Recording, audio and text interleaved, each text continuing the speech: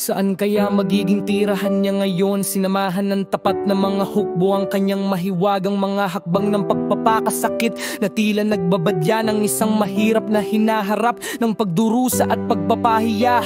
Maari kayang ang mga rebelde ang manakop sa banal na luklukan at lapastanganin nito bilang sakop ng kasalanan. Pinahirapan ng katanungang ito ang mga puso ng mga sakop ng walang hanggan. Pagkalisan sa kanyang minamahal na lungsod, ang Yahawawa alahayan ng liwanag ay nagtungo sa gitna ng mga kaluwalhatian ng sansinukob, patungo sa malawak na kalaliman na kanyang pinatahimik. Hanggang noon doon siya muling huminto, walang imik, habang tila binabasa niya sa kadiliman ng isang hinaharap na puno ng mga pagsubok. Sa harap ng pagdurusa ng walang hanggan na ipinahayag sa kalungkutan ng kaniyang mukha, sa wakas ay naunawaan ng mga tapat ang kahulugan ng mahiwagang kalalimang iyon. Ito ay isang sagisag, ang kaharian ng paghihimagsik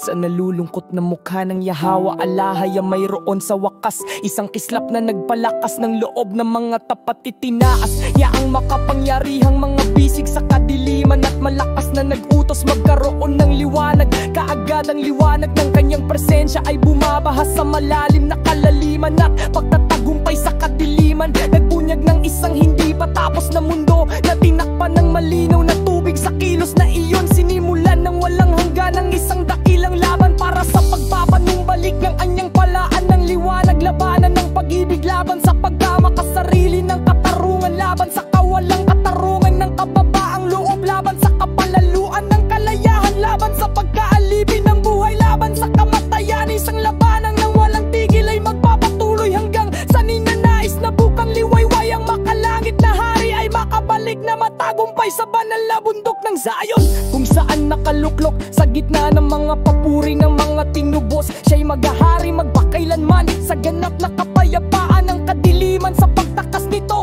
ay nagtuturo patungo sa panghuling pagkapuksa ng paghihimagsik. Ang sagana ng tubig na tumakip sa mundong iyon na noon ay nakakubli ay sumasagisag sa buhay na walang hanggan na matatamo ng mga tapat sa pamamagitan ng pag-ibig na handang magsakripiso. Ang mundong inihayag ay ang daigdig, dinadalaw ng kadiliman at liwanag. Ito ang magiging tanghalan ng dakilang pakikibakan. Nagalak ang mga tapat sa tagumpay ng liwanag sa unang araw na iyon. Nang ang kadiliman sa kanilang pagkabuhot ay umapat sa planeta at ito'y nilamon ng masinsing karimlan.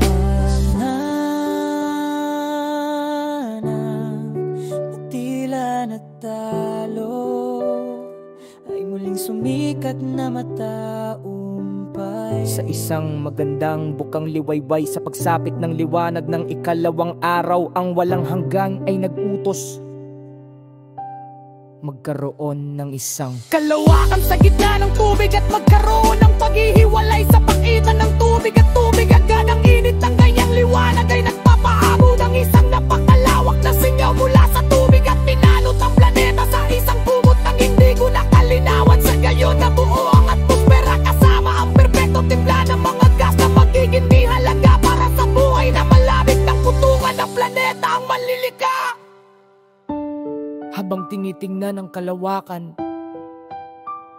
ay tinawag itong kalangitan.